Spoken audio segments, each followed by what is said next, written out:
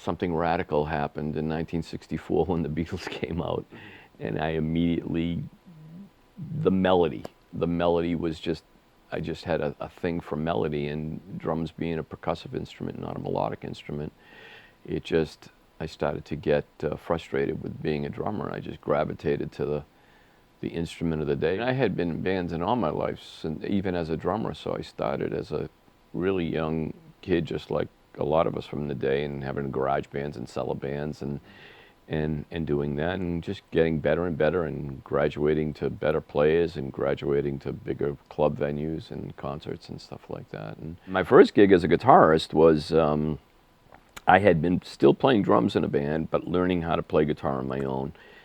And all the guys in my band had quit to join the rival band in town, and they were playing behind this pizza parlor in Saugus, Massachusetts called Prince Pizza, and there was like a party, and the band was playing there, and I went to see them, and the guitar player didn't show up. I guess he had a big fight with his girlfriend or something like that. You know, we were like 13 years old or something like that, you know, love forlorn.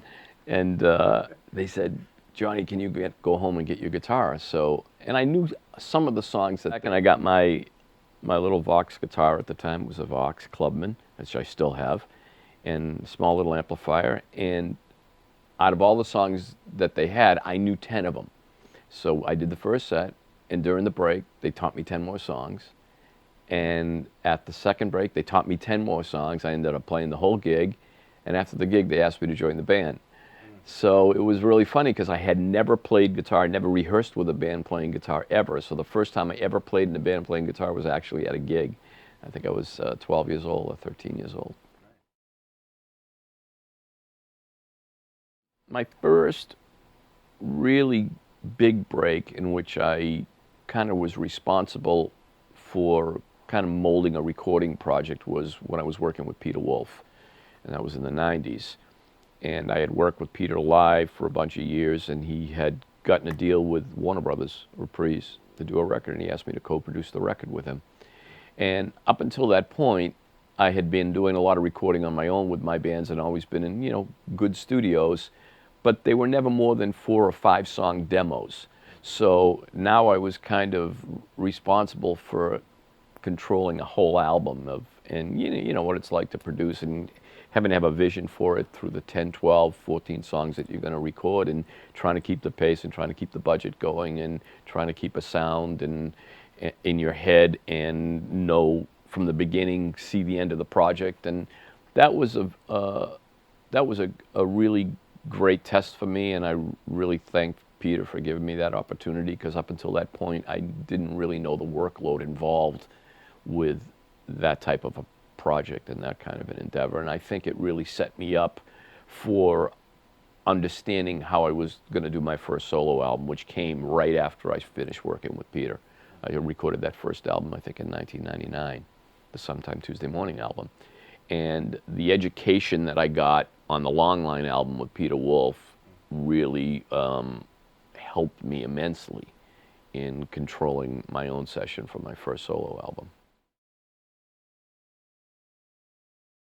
There's been 3, working on the 4th now. The first album was Sometime Tuesday Morning, which came out originally in 2000 and then got picked up by Steve Vai, his label, in 2001. Toured behind that for a couple, 3 years, and then did another record for Vai's label called Get Inside, which came out in 2004. A live DVD CD project called One November Night, which was a whole other different type of session and studio experience, because now I'm involved with video editing and syncing and you know, and all that stuff. This has been an interesting journey with this record. It wasn't set out to be a totally solo record. I mean, the other albums are solo records, but there were other musicians involved in the record and engineers, and although I did produce them. This record was intended to follow that kind of a path, where I was going to get an engineer, use musicians, my touring musicians, and just by happenstance, I decided I wanted to record at home. And we put together a little list and got a couple of compressors and blah, blah, blah, blah, blah, and summing mixes and had a bunch of control surfaces. And I started tracking. And PK, we were sitting at my bar, and PK and I were talking, and I'm listening to the tracks, and I said, do you think I could mix in this room? I said, do you think it's possible to mix? He goes, well, you'd need some gear and blah, blah, blah, blah. And he started to tell me the story about John Alasia and John Mayer's first record and how they did that in John Alasia's house in Easton, Maryland or something like that. And they tracked the drums in a bedroom, and he's mixing it on his sun porch or whatever. And then you and I had a conversation about a record that I love, which is Ten Sumner's Tales, the Sting record. I just love that record, and Hugh Padgham's mix, and just the sound of that record is. And you told me that that Sting mixed that on an SSL in his apartment in New York, and I was blown away. So I said, well, this room sounds pretty good. Maybe I can just do the whole thing here. It was intended not to be a commercial studio. It was intended to be a wish list of all the stuff that was particular for what I was looking for in a sound and how I needed to record my records. I really didn't have any desire, and really still don't have a desire to be a commercial outlet for recording for people. Immediately, I started to find limitations of when I wanted to mix, I was going to have issues with, because I decided to record in Logic. I didn't use Pro Tools, I used Logic, and there was some complications with how I was going to take stuff out of the DAW with compressors and how I was going to pan, because the summing mixes that I was using didn't have pan control on them, and immediately got frustrated. And I ended up purchasing a 948. And I remember finally integrating the console in after a while, after it sat in my garage for a few months, and bringing it in here. And I remember just bringing in the stereo stem of the tracks that I had been working on. They weren't mixes, they were just the raw tracks that were done in kind of a demo composite. They were the keeper tracks, but unedited, unEQ'd, anything, just brought through the console in a stereo stem. And right away, I felt the difference, and I heard that same kind of glow that I was referring to. It came right back to me from that AI session. And then as I started to work on the tracks and broke them all out of the apogees, and everything had its own outputs, and just the console was just so 3D and so big and so warm. And another thing that struck me was it was so phase coherent, and it was so apparent by the way I was doing things, because everything was direct. There was no kind of interference with phase coherency problems with microphones, because I didn't use any microphones on the record. And I was just awestruck by the sound that I was getting back. I couldn't believe I was getting that kind of quality in my environment. I mean, it's not like I was unfamiliar with SSL. Any major recording that I've done, even from way, way, way back since I can remember as a teen, everything has been mixed on an SSL. It was amazing to me that all the studios, multi-million-dollar studios that you're mixing in, that I've mixed in the past, and to me, I'm feeling like I'm hearing that same quality come out of my own, basically lower level of my house. It's interesting that as I'm doing these mixes now, like I said, I have 7 songs mixed out of the 11 that are on the record. I recorded and wrote 17 for the album, and I chose 11.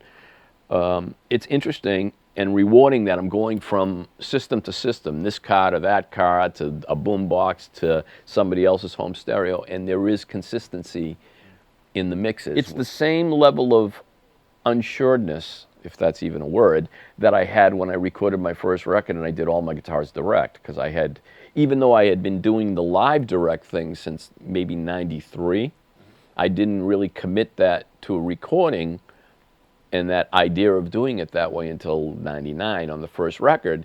And even though I thought the tones were great, I still wasn't sure. I didn't have the confidence they were until the reaction from critics and magazines and stuff started to applaud the tone, and then that gave me the confidence. I'm going through the same kind of procedure right now, only it's from a mixing standpoint. It's exciting. It's extremely rewarding.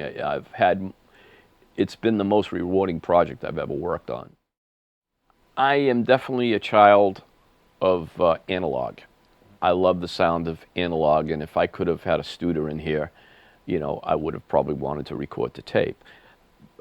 So I'm looking for that tape sound. I think if you have a sound in your head, whether it's digital or, and obviously there's anomalies with tape that happen that are not going to happen with a DAW, but you still hear it the way that you're used to hearing it. So you're still going to EQ, and you're still going to go after that analog impression. So one of the things I said to PK, and PK knows my records, and we've been friends for quite a long time, is so he knew what I was after. He knew I was after pristine sound, but a warm analog vibe. I'm just such a fan of the Beatles and the recordings and their whole production and their sound of the sound of their compressors. So, one thing I wanted, because I knew that halfway through A Hard Day's Night, they started to use Fairchilds. Before that, they were using the Altec compressors. I wanted a Fairchild style compressor, so PK turned me on to Anthony DeMaria, and I bought one of Anthony's ADL 670s, which was a very expensive 2-channel compressor that I'm using in tandem with the bus compressor on the AWS. So my mixes, I'm inserting the ADL, but I'm also using the bus compressor on the AWS, and that's kind of an interesting thing because they seem to both compressors seem to address a different part of the mix. It's the ADL seems to do something to open up the mid to high end of the mix, and the SSL bus compressor seems to address the mid-range and the tightening of the low end of the mix. It's a very interesting combination that I find seems to work. I don't know if that's unorthodox or not, but double compressing a mix. But it's very, very light compression. I'm not using you saw I'm very just kissing the bus compressor and the SSL. We got an X-Rack. I got an X-Rack because I wanted to get specific compression from my drums, and I wanted to use SSL compression on the drums. So we used, I think, the black modules for all the single toms, for snare, kick, single toms, and then we used the 9000 style stereo compressors for the overheads and room mics, and then I use a X-Logic rather, bus compressor, the single rack space for my drum bus. And then, the onboard channel compression, which you have two that you can use in a stereo pair or individually on channels, gets used randomly on a track that it seems to fit. Sometimes it's on an acoustic, sometimes it's on a tambourine. Decided to record the sample rate at 88.2. I just kind of did a bunch of experimenting, and I liked the feel of 88.2. I could feel something that it just felt right to me at 88.2. I can't explain it, but it's another one of those things with a console that has the glow that I can't put my finger on. There was just something about 88.2 that felt right to me. And for capturing, because I didn't really want to record back into the DAW. I'm doing safeties back into the DAW at 88.2, but I wanted to come out of the SSL and capture at the highest sampling rate I could. In lieu of not having a ATR 102 Ampex here, as we spoke about earlier, Tascam had just come out with a piece called DA 3000, which is a digital piece that captures at high sample rates. So I'm capturing a DSD at 5.6. Yeah, the DAW is just a tape machine. There's not a lot of, actually, because of the analog stuff and all the outboard analog gear and all the outboard, I have 6 lexicons. I'm not even using a lot of plug-in effects. But it turns out that really the plugins that I'm only using are really the Studer plugins, pretty much. I think I occasionally use a Trident plugin on the bass. If there's a special effect, like a timed flange or a tremolo or something like that, I'll use time-based effects plugins, but all the ambiences are coming from the lexicons. They're not in the box, they're analog.